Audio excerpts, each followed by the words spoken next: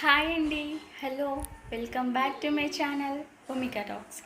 And so ఇప్పుడు ఉన్న weather కండిషన్స్కి పిల్లలకి బాగా జలుబు దగ్గు అనేది వస్తున్నాయి కదా.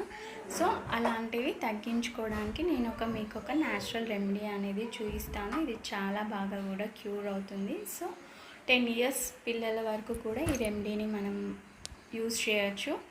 అండ్ సో ఏం లేదండి, కావాల్సిన ఇంగ్రీడియంట్స్ వచ్చేసి కొబ్బరి నూనె, హారత్ కర్పూరం బిళ్ళలు అండ్ తమలపాకు అన్నమాట. సో ఈ మూడు కూడా చాలా బాగా పనిచేస్తాయి.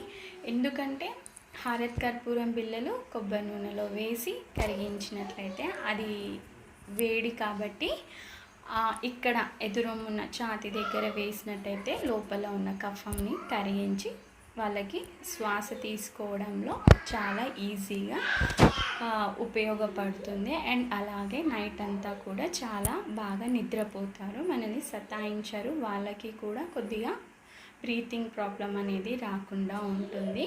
సో సిరప్స్ వేస్తున్నాం కదా అని అనుకోవచ్చు. సో సిరప్స్తో పాటు కూడా మనం కొన్ని ఈ న్యాచురల్ రెమెడీస్ కనుక యూజ్ చేసినట్లయితే చాలా బాగుంటుంది. సో ఓన్లీ సిరప్స్ మీద కూడా బేస్ అవ్వకుండా మధ్య మధ్యలో మీరు ఇలా చేసినట్లయితే చాలా బాగుంటుంది. సో ఏ ఇంగ్రీడియంట్స్ యూజ్ చేశాను, సో ఎలా యూజ్ చేశాను, సో నేను ఎలా మా పిల్లలకి అప్లై చేశాను అనేది నేను మీకు ఈ వీడియోలో చూపిస్తాను. సో ఈ వీడియో నేను నైట్ షూట్ చేశాను, సో మీకు చెప్పడానికి కోసమే. సో కంపల్సరీ మీరు కూడా ఈ చిట్కాని పాటించినట్లయితే చాలా బాగుంటుంది. సో రిజల్ట్ అనేది మీరే చూస్తారు. అండ్ సో ఇంకో విషయం ఏంటంటే అబౌట్ 2 ఇయర్స్ పిల్లలకైతే ఒక 2 హారత్ కర్పూరం బిళ్ళలు సరిపోతుందండి. సో 5-6 ఇయర్స్ అబౌవ్ పిల్లలకైతే ఒక 3-4 యూజ్ చేయండి అండ్ సరిపోతుంది. సో నువ్వుల నూనె అయితే ఇంకా బెటర్, కానీ చూడండి. సో 2 ఇయర్స్ పిల్లల వరకు అయితే కొబ్బరి నూనె అనేది సరిపోతుంది. అండ్ సో దానికంటే అబౌట్ 3 ఇయర్స్ పిల్లలకైతే నువ్వుల నూనె యూజ్ చేస్తే బెస్ట్ అనమాట. సో వేడికి చెప్పాను కదా, కఫం అన్ని కరిగిస్తుంది అనమాట.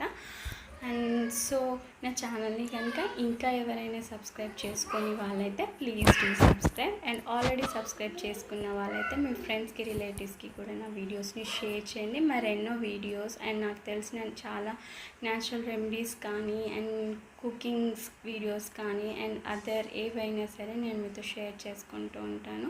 And so guys keep watching my channel Bhumika talks. So ఆలస్యం దేనికి, మరి బ్లాగ్లోకి వెళ్ళిపోదాం. సో చూసేయండి. సో ఫస్ట్ అయితే నేను ఇక్కడ కొబ్బరి నూనె అనేది తీసుకున్నానండి. చెప్పాను కదా, ఇష్టం కొబ్బరి నూనె లేదా నువ్వుల నూనె. సో నాకైతే చిన్న పిల్లలు ఉన్నారు కాబట్టి సో నేను కొబ్బరి నూనె అనేది ప్రిఫర్ చేశాను. నెక్స్ట్ ఇప్పుడు మనం స్టవ్ అనేది ఆన్ చేసుకోవాలన్నమాట. ఇప్పుడు సిమ్లో పెట్టేసుకొని ఈ కొబ్బరి నూనెని జస్ట్ ఒక 1 మినిట్ మనం హీట్ చేయాలండి. సో కొబ్బరి నూనె హీట్ అయ్యాక అప్పుడు మనం హారత్ కర్పూరం బిళ్ళలు అనేది వేసుకోవాలి. సో స్టవ్ ఆఫ్ చేసుకున్నాక వేయండి. సో నేను చెప్తూనే ఉన్నాను, మా హస్బెండ్ అలానే వేసేసారు. సో కానీ మీరు మాత్రం స్టవ్ ఆఫ్ అయ్యాక వెంటనే వేసేయండి అనమాట. సో నూనె వేడిగా ఉన్నప్పుడే మనం హారత్ కర్పూరం బిళ్ళలు అనేది వేసినట్టయితే అవి వెంటనే మెల్ట్ అయిపోతాయి అన్నమాట. సో చూసారు కదా, ఇక్కడైతే నేను ఒక 3 అనేది యాడ్ చేశాను. సో స్టవ్ మంట అనేది ఎక్కువ అయిపోయిందండి. సో ఆఫ్ చేసే టైంకి, అందుకే అలా అయింది. So no problem. సో చూసారు కదా, ఇలా మొత్తం హారత్ కర్పూరం బిళ్ళలు అనేవి చూడండి మెల్ట్ అయిపోయాయి. సో ఇది చల్లారినాక మనం ప్రాసెస్ స్టార్ట్ చేద్దాం. సో మెయిన్ ఇంగ్రీడియంట్ చెప్పాను కదండి, సో తమలపాకు అనమాట. సో ఇక్కడ నేను 2 తమలపాకులు అనేవి తీసుకున్నాను. అది నూనె అయితే చల్లారిపోయిందండి. సో ఇప్పుడు ఆ తమలపాకులకి మనం ఇలా నూనె అప్లై చేయాలి.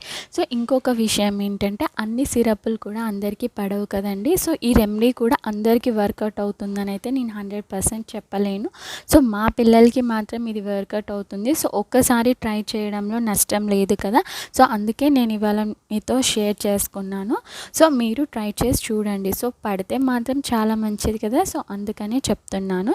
సో ఇప్పుడు చూసారు కదా, ఆకుకి ఆయిల్ అంతా అప్లై చేసుకున్నాక ఇలా ఎదురొమ్మున వేసినట్టయితే పిల్లలకి చాలా బాగుంటుందన్నమాట. సో నైట్ కూడా వాళ్ళు నిద్ర మంచిగా పోతారు. అండ్ సో వాళ్ళకి గురుగురు అనే సౌండ్ అలాంటివి రాకుండా సో హ్యాపీగా పడుకుంటారు. థ్యాంక్స్.